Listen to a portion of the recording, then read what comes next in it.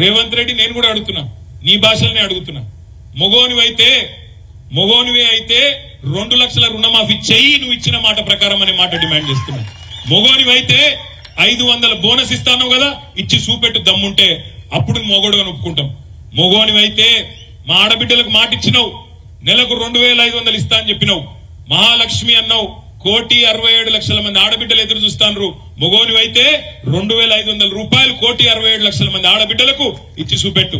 మొగోనివైతే ముసలోళ్ళు ఎదురు చూస్తున్నారు, ఒక ముసలవ్వకే ఇస్తావా, ముసలయ్య గుడి ఇయ్యాలే, 2,000 కాదు 4,000 ఇస్తా, ఇంట్లో ఒక్కరికి కాదు ఇద్దరికి ఇస్తా అని నరికినావు కదా, ఈ 8,000 రూపాయలు ఎక్కడెక్కడైతే ముసలోళ్ళు ఉన్నారో ఇంటింటికి మొగోనివైతే ఈ పని చేయి. ఇవేవి చేయడట. ఏం చేయకుండా ఏం చేస్తుండే ముఖ్యమంత్రి? ఇక్కడ మనం రైతుల కోసం కొట్లాడుతుంటే ఆయన క్రికెట్ మ్యాచ్లు చూస్తాడు. చూడరు మీరు, కేసీఆర్ 70 ఏళ్ల కేసీఆర్ ఏమో ఎండల్లో తిరుగుతాడు, ప్రతిపక్ష పాత్ర పోషిస్తున్నాడు.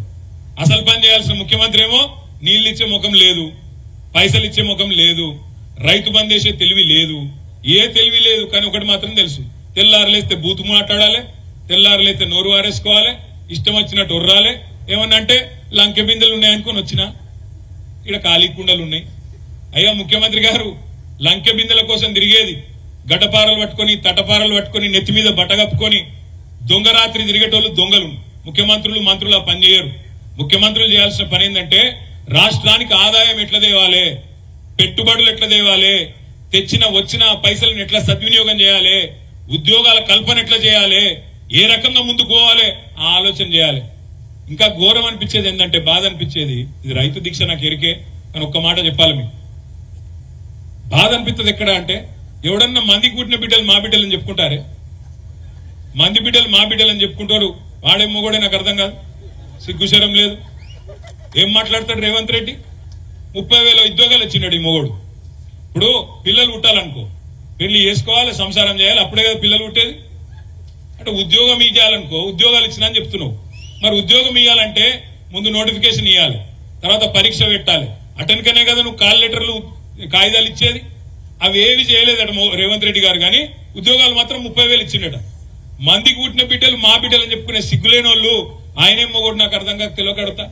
ఇట్లాంటి వాళ్ళు ఇలా మాట్లాడుతున్నాడు. 30,000 ఉద్యోగాలు ఇచ్చిండట. ఎక్కడికెళ్ళి ఇచ్చినావు 30,000 ఉద్యోగాలు? నోటిఫికేషన్లు ఇచ్చినావా? నువ్వు వచ్చినాక ఇచ్చిన నోటిఫికేషన్లు ఎన్ని? ఒకటి కూడా లేదు. ఒక గ్రూప్ అనేది ఇచ్చినట్టున్నాడు, అది కూడా 1000 ఉద్యోగాలు అనుకుంటా.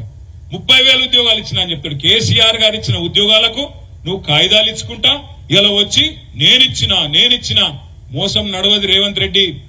2 లక్షల రుణమాఫీ అన్నావు, సంవత్సరానికి 2 లక్షల ఉద్యోగాలు ఇస్తా అన్నావు.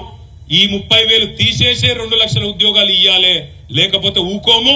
తెలంగాణ యువత, తెలంగాణ విద్యార్థుల తరఫున కూడా మేమే నడుం బిగిస్తాం, మేమే కొట్లాడతామనే మాట కూడా నేను విజ్ఞప్తి చేస్తా ఉన్నా. నిన్న కేసీఆర్ గారు ఇంకొక మాట కూడా చెప్పింది. ఇక్కడ సిరిసిల్లలో నేతన్నల ఆత్మహత్యలు జరుగుతున్నాయి. ఇప్పుడు మా సుజాతమ్మ చెప్పింది ఒక మాట అన్నది ఇంతకుముందు, ఎద్దేడ్చిన వ్యవసము రైతేడ్చిన రాజ్యం బాగుండదని చెప్తారు పెద్దలు. ఆమె ఇంకొక మాట అన్నది, బట్ట నేసేటోడో లేకపోతే ఏం కట్టుకుంటాడు వాడు అన్నది. ఇవాళ ఒక దిక్కు రైతు అవస్థలు ఉన్నాడు, ఇంకో దిక్కు నేతన్న కూడా అవస్థలో ఉన్నాడు. ఇవాళ ఇప్పుడే ఒక నేతన్న ఆత్మహత్య చేసుకున్నాడు అని చెప్పి కూడా మీడియా సోదరులు ఇప్పుడే చూపెడతా ఉండే. ఇక్కడ ఇంకొక నేతన్న ఇయ్యాలని ఆత్మహత్య చేసుకున్నాడు అన్నా అని రాజీవ్ నగర్ లా. అందుకే నేను అనేది మిమ్మల్ని, ఇవాళ ఏ వర్గం సంతోషంగా ఉంది రాష్ట్రంలో?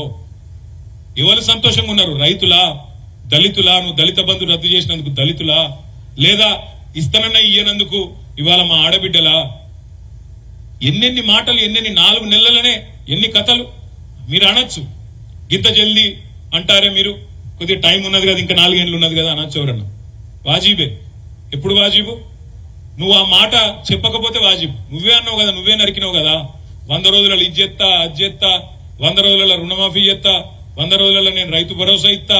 ఎవడు చెప్పమన్నాడు? నేను చెప్పినావు కాబట్టి అడుగుతున్నాం, చెప్పినావు కాబట్టే యాద్ చేస్తున్నాం. నేను మా సిరిసిల్ల నేతన్నలకు కూడా నిన్ననే పెద్దలు కేసీఆర్ గారు చెప్పినట్టుగా ఇవాళ ఎట్లయితే రైతు దీక్ష చేస్తున్నామో నేతన్నల తరఫున కూడా మేమే ముందుకు పోతాం. మేమే నేతన్నల కోసం కూడా ఇక్కడనే సిరిసిల్లలో, పోచంపల్లిలో, గద్వాలలో ఎక్కడెక్కడైతే రాష్ట్రంలో నేతన్నలు ఉన్నారో ప్రతి చోట కూడా ఇదే పద్ధతిలో దీక్షలు కూడా తీసుకుంటామనే మాట కూడా నేను విజ్ఞప్తి చేస్తా ఉన్నా. అదే విధంగా రైతుల కోసమే కాదు, ఈ 2 లక్షల ఉద్యోగాల కోసం యువకులతో కూడా వాళ్ళని కూడా కూడగడతాం. వాళ్ళ తరఫున కూడా మేమే పోరాడతాం ప్రధాన ప్రతిపక్షంగా. అదే విధంగా నేను రాజకీయం మాట్లాడను, కానీ ఇవాళ మా ఈటెల రాజేంద్ర అన్న కూడా మాట్లాడుతాడు. మేడ్చల్లో నాకు బాధ అనిపించి చెప్తున్నా ఈ మాట. ఆయన అంటాడు రైతు రుణమాఫీ చేస్తలేదు కాంగ్రెస్ ప్రభుత్వం అని బీజేపీ వాళ్ళు మాట్లాడతాను. బీజేపీ వాళ్ళు రుణమాఫీ గురించి మాట్లాడితే దయ్యాలు వేదాలు వల్లించినట్టయితది. ఎందుకు? ఇదే మోడీ గారు కదా, ఇదే బీజేపీ ప్రభుత్వం కదా. రైతులకు వ్యతిరేకంగా నల్ల చట్టాలు తెచ్చింది ఎవరు? ఈ బీజేపీ ప్రభుత్వం కాదా? రైతులను జీవులతో తొక్కి చంపిందే వాళ్ళు వీళ్ళు కాదా? ఈ బీజేపీ వాళ్ళే కదా. రైతు రుణమాఫీ చేస్తే అది అనుచితం, కానీ పెద్ద పెద్ద సెట్లకు 14.5 లక్షల కోట్లు రుణమాఫీ చేస్తే అది కరెక్టే, అది వాజిబే అని చెప్పింది ఈ బీజేపీ వాళ్ళు కాదా? అదానీల కోసం, అంబానీల కోసం, పెద్ద పెద్ద బడా బాబుల కోసం, కార్పొరేట్ సెట్ల కోసం 14.5 లక్షల కోట్లు మాఫీ చేసిన బీజేపీ వాళ్ళు రైతుల గురించి మాట్లాడితే దయ్యాలు వేదాలు వల్లించినట్టు కాదా? ఆలోచించండి. అందుకే నేను మిమ్మల్ని అందరినీ ప్రార్థించేది రాజకీయం కోసం కాదు, మన రైతుల గొంతు వినవడాలన్నా, మన నేతన్నల గొంతు వినవడాలన్నా, మన తెలంగాణ గొంతు వినవడాలన్నా, తెలంగాణ గొంతు వినవడాలన్నా అని ఎందుకంటున్నా అంటే ముఖ్యమంత్రి ఏమో గుంపు మేస్త్రి, మీకు తెలుసు. ముఖ్యమంత్రి ఏమో గుంపు మేస్త్రి, ప్రధానమంత్రి ఏమో తాపీ మేస్త్రి. ఇద్దరు కలిసి తెలంగాణకు సమాధి కట్టాలన్న చక్కర్లు ఉన్నారు. ప్రధానమంత్రి తాపీ మేస్త్రి, ముఖ్యమంత్రి గుంపు మేస్త్రి. ఇద్దరు కలిసి తెలంగాణ గొంతును బంద్ చేయాలి, ఖతం చేయాలి బీఆర్ఎస్ అనే చక్కర్లో ఉన్నారు. మరి కాపాడుకుందామా? ప్రజల తరపున కొట్లాడదామా? లేదా వీళ్ళ కుట్రలకు బలైదామా? ఆలోచించమని చెప్పి కూడా కోరుతూ రైతుల తరపున రేపటి నుంచి మనం బయలుదేరదాం.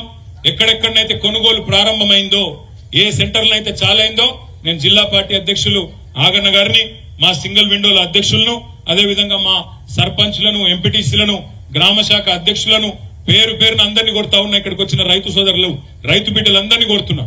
మనమే బయలుదేరదాం. గులాబీ కండువానే కప్పుకొని, బరాబర్ ఒక గులాబీ కండువా, ఒక ఆకుపచ్చ కండువా రెండు కప్పుకొని బయలుదేరదాం. కొనుగోలు కేంద్రం పోదాం. ఏమాయని బోనస్ ఇస్తావా సస్తవా అని చెప్పి డిమాండ్ చేద్దాం. రైతులను కూడగడదాం, ఫ్లెక్సీలు కడదాం, ఊరూరా అడుగుదాం, ఏమైంది బోనస్ అని అడుగుదాం, నిలదీద్దాం. అదేవిధంగా పంట నష్టపరిహారం, ఏవైతే పంటలు ఎండిపోయి నష్టపోయినరో వాళ్లకు నష్టపరిహారం ఇవ్వాలి, ఎకరానికి 25,000 అని డిమాండ్ చేద్దాం. వాళ్ళ తరపున మనమే గొంతిప్పుదాం. గ్రామ గ్రామాన రైతులను చైతన్యవంతులు చేద్దాం. మీ అందరితో కూడా ఇది కేవలం పోరాటానికి ఆరంభం మాత్రమే.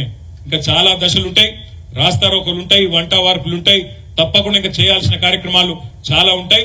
అన్నిట్లో కూడా మీరు కలిసి రావాలని మనస్ఫూర్తిగా కోరుకుంటూ మళ్ళొక్కసారి ఈ కార్యక్రమానికి విచ్చేసిన మా అన్నదమ్ములకు, ఆడబిడ్డలందరికీ పేరు పేరున శిరస్సు వంచి హృదయపూర్వకంగా నమస్కారాలు తెలియజేస్తూ జై తెలంగాణ. గట్టిగా ఇంకా నాకు తెలిసి ఇప్పుడు భోజనం చేసేది జై తెలంగాణ.